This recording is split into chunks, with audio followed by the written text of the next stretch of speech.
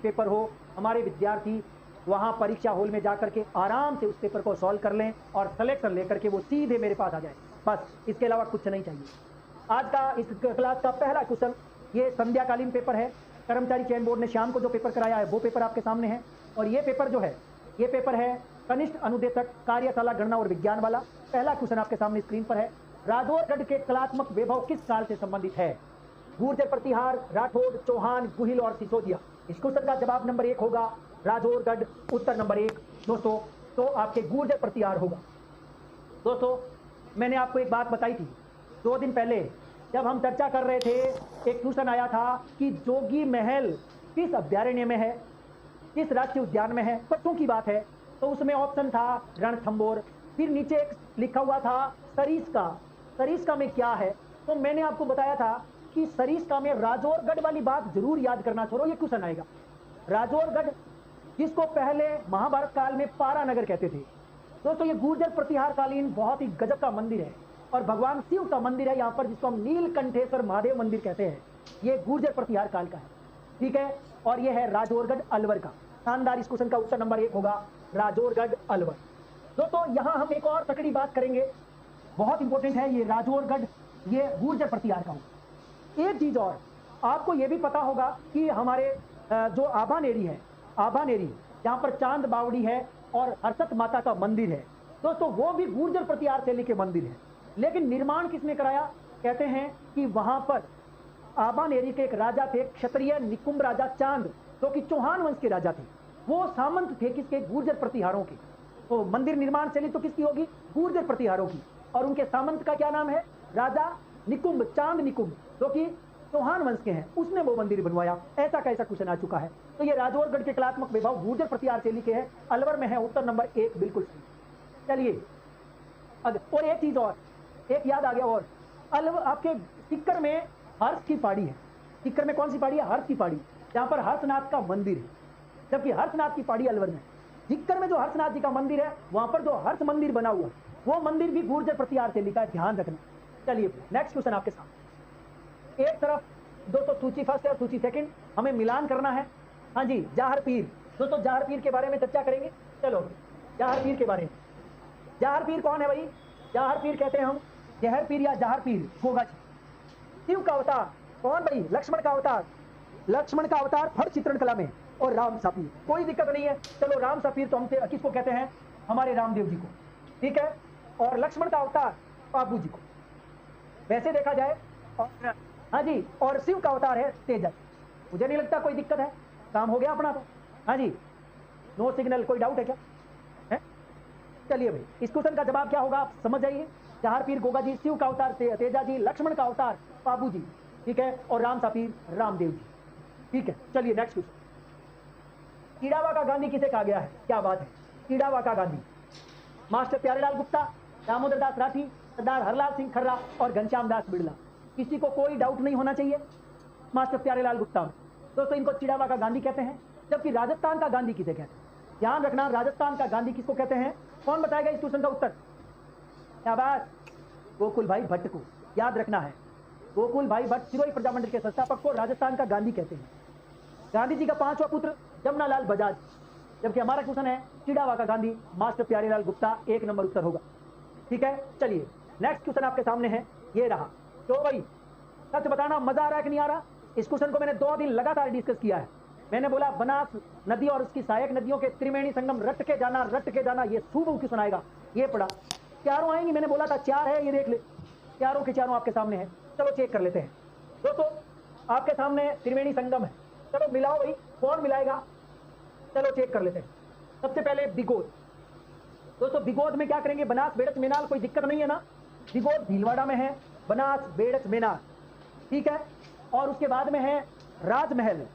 दोस्तों राजमहल में आएगा आपका बनास डाई और खारी, कोई दिक्कत नहीं है। रामेश्वर घाट जो कि सवाई माधोपुर में है, चंबल बनास सीप, और बेणेश्वर धाम में आएगा सोम माही जाखम। किसी को कोई डाउट नहीं होना चाहिए, एकदम आसान सा क्वेश्चन था। शाबाश, एकदम सही है ना? वेरी गुड, शाबाश। चले भाई अगले क्वेश्चन की ओर, सीधा अगला क्वेश्चन दिखा देता हूं।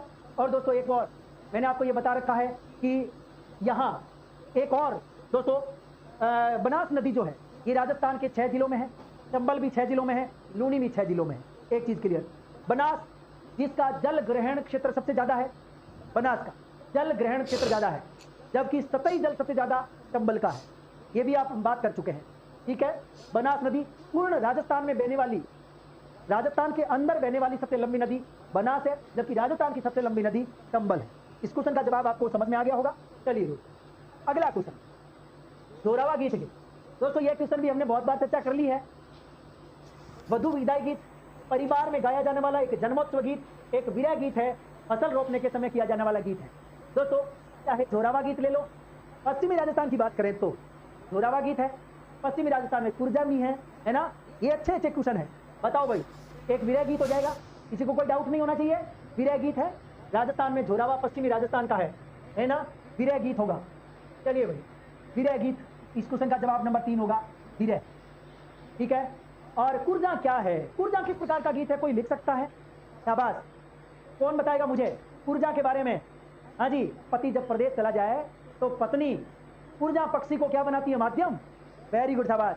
चलिए भाई, तो ये हो गया आपका विरह गीत, राजस्थान में झोरवा। चलिए भाई अगले क्वेश्चन की ओर। अगला क्वेश्चन आपके सामने है, राजस्थान का कौन सा जिला सबसे कम अंतर्राष्ट्रीय सीमा साझा करता है? दोस्तों राजस्थान के 4 जिले हैं जो अंतर्राष्ट्रीय सीमा बनाते हैं। हम इनके बारे में वैसे तो पूरा जानते हैं, मुझे नहीं लगता कि कोई ज़्यादा समझने वाली चीज़ें हैं। दोस्तों इस प्रकार से यहाँ तक हम पढ़ेंगे, यहाँ से यहाँ तक। गंगानगर जी, बीकानेर बी, जैसलमेर और बाड़मेर। दोस्तों ये 4 जिले हैं। सबसे ज़्यादा सीमा भाई, सबसे कम पूछा है तो सबसे कम किसकी है? बीकानेर की। बताओ भाई बीकानेर कितनी है? भाई जैसलमेर 464 और बाड़मेर 228, गंगानगर 210 और बीकानेर 168। क्या उत्तर होगा भाई? क्या सही है? बीकानेर 168, इसका मतलब उत्तर नंबर 4 होगा बीकानेर। दोस्तों हिंदमल कोट गंगानगर से शुरू होकर के बाकासर गांव बाड़मेर तक ये सीमा है।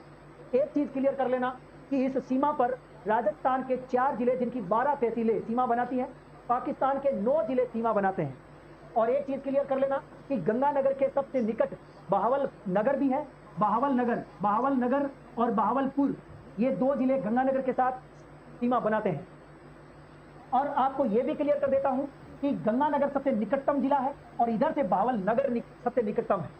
गंगानगर सबसे निकटतम इधर से, और इधर से बहावल नगर सबसे निकटतम है। चलिए एकदम आसान सा क्वेश्चन था ये। अगला ये बीकानेर होगा। 7 नंबर है, निम्नलिखित में से कौन सा युग्म सही नहीं है?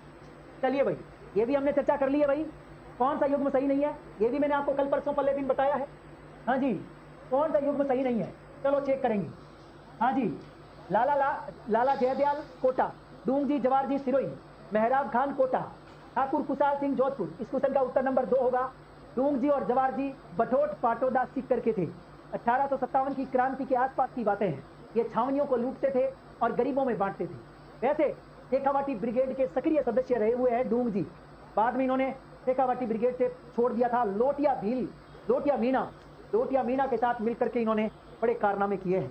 दोस्तों इस क्वेश्चन का जवाब नंबर 2 होगा, ये सिरोही टिक्कर करेंगे यहाँ पर। जबकि जयदयाल वकील थे। कोटा के अंदर जो विद्रोह हुआ उसका नेतृत्व किया था जयदयाल ने। लेकिन दोस्तों कोटा मूल रूप से मथुरा के थे। मूलतः कहाँ के थे? मथुरा के। लेकिन ये रहते कहाँ थे? कामा भरतपुर में। दोस्तों कामा भरतपुर में रहते थे। इसका मतलब ये हुआ कि इनके पिताजी का जन्म तो मथुरा में हुआ, लेकिन इनके पिताजी सर्विस में थे, सेवा में थे सरकार की, तो वो भरतपुर के कामा में आ गए, जहाँ पर इनके 2 पुत्र हुए। एक का नाम जयदयाल है और एक का नाम हरदयाल। इसका मतलब, इसका आपको याद रखना, जयदयाल का जन्म कामा भरतपुर में हुआ, लेकिन वो ये कोटा के अंदर वकील थे। जबकि मेहराब खान ये रिसालेदार थे कोटा की सेना में, और इनका जन्म आपके करौली में हुआ। आपको याद रखना ये करौली के, ठीक है। जबकि ठाकुर कुशाल सिंह चंपावत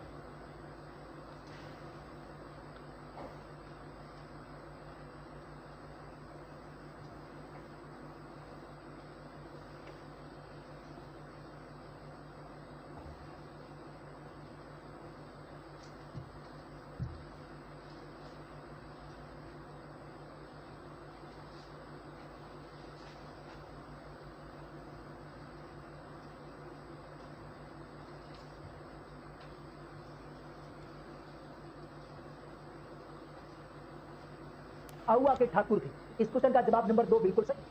चलिए नेक्स्ट क्वेश्चन है, कौन सा मिलान सही नहीं है? 4 ऑप्शन आपके सामने है। नंबर 1 आमिर खान सितार वादक, रविशंकर नड वादक, रजब अली खान वीणा वादक, अल्लाह जिलाबाई मांडगाई की। कौन बताएगा इस क्वेश्चन का जवाब भाई? चलिए 4 ऑप्शन आपके सामने हैं। चलो भाई दोस्तों इस क्वेश्चन का जवाब क्या होगा? हाँ जी, हाँ जी, क्या क्या उत्तर होगा? चलो भाई मैंने ये क्वेश्चन किया है कि कौन सा सही नहीं है। हाँ जी, रविशंकर तो सितार वादक थे, इसमें डरने की क्या जरूरत है? रविशंकर अभी इस दुनिया को छोड़ के चले गए, सितार वादक थे, सितार वादक। नड़ वादक करना भील थे, नड़ का वादन करना भील करते थे, करना भील नड़ के जादूगर।